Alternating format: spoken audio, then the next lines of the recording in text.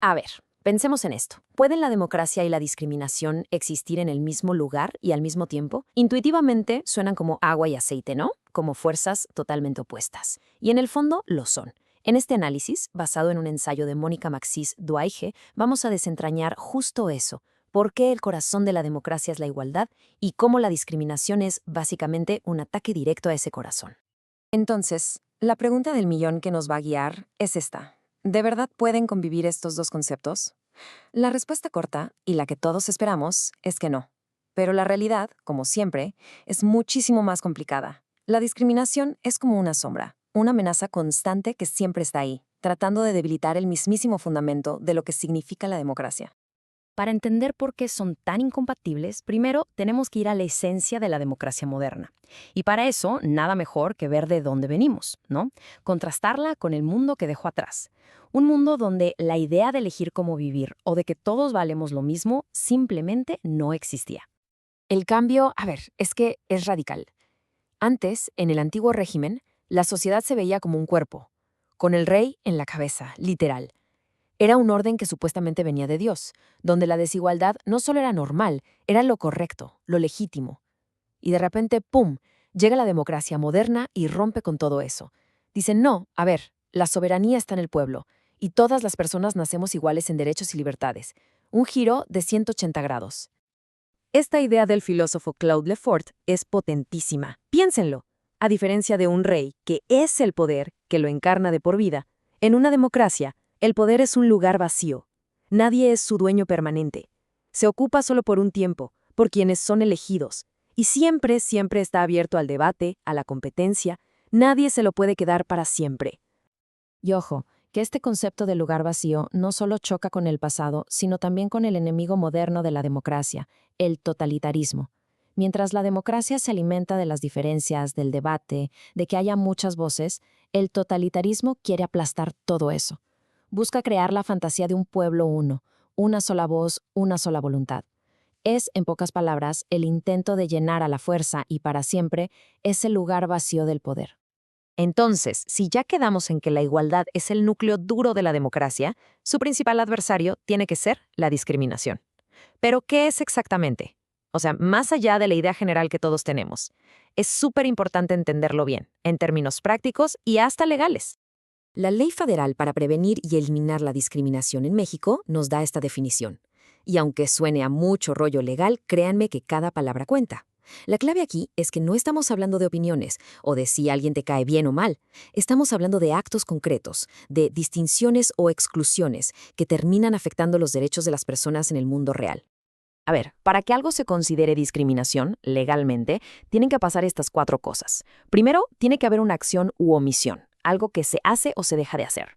Segundo, esa acción tiene que basarse en un motivo prohibido, como el tono de piel, la orientación sexual, la edad, etc. Tercero, y esto es crucial, no importa si tenías la intención de dañar o no, lo que cuenta es el resultado. Y cuarto, ese resultado tiene que ser que a alguien se le niegue o se le limite un derecho. Pero claro, la discriminación no siempre te grita en la cara. A veces es directa, como cuando le niegan la entrada a un lugar a alguien por su apariencia. Pero también puede ser indirecta, con reglas que parecen justas para todos, pero que en la práctica terminan perjudicando a un grupo en particular. O interseccional, cuando se te juntan varias causas de discriminación.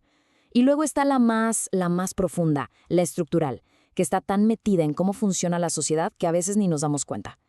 Pero bueno, todo esto suena muy teórico, ¿no? Vamos a ponerle números. Vamos a ver cómo se ve esto en la vida real. Porque estas prácticas no son abstractas para nada. Dejan una huella súper clara en las estadísticas, una que revela brechas de desigualdad enormes aquí en México. A ver, que se nos quede grabado este número, 76.8%. ¿Qué significa? Significa que casi 8 de cada 10 personas que hablan una lengua indígena en nuestro país viven en situación de pobreza. Esto no es mala suerte, no es una casualidad, es el resultado tangible, medible, de una desventaja histórica y de barreras que siguen ahí. Y si vemos los datos de pobreza extrema, la cosa se pone todavía más clara. La tasa es más de 5 veces mayor para hablantes de lengua indígena que para el resto de la población. 5 veces. Es una brecha que prácticamente grita que existen barreras sistémicas. Ahora cambiemos de grupo, pero la historia lamentablemente es parecida. 20.9%. Casi una de cada 5 personas con discapacidad en México no sabe leer ni escribir. Este dato, así solito, ya nos dice muchísimo sobre la exclusión que existe para acceder a algo tan básico como la educación. Y cuando lo comparamos, bueno, la brecha es simplemente abismal. La tasa de analfabetismo entre personas con discapacidad es casi 7 veces más alta que el promedio nacional. No es solo un número, es una barrera educativa gigantesca que limita de forma brutal las oportunidades de vida para millones de personas. Entonces, ¿cuál es el punto aquí? El punto crucial es que estas cifras no son producto del azar. No son decisiones individuales aisladas, son el resultado acumulado de prácticas, de prejuicios, de barreras que, una y otra vez, niegan el acceso a derechos y terminan reproduciendo la desigualdad social. Eso es la discriminación estructural.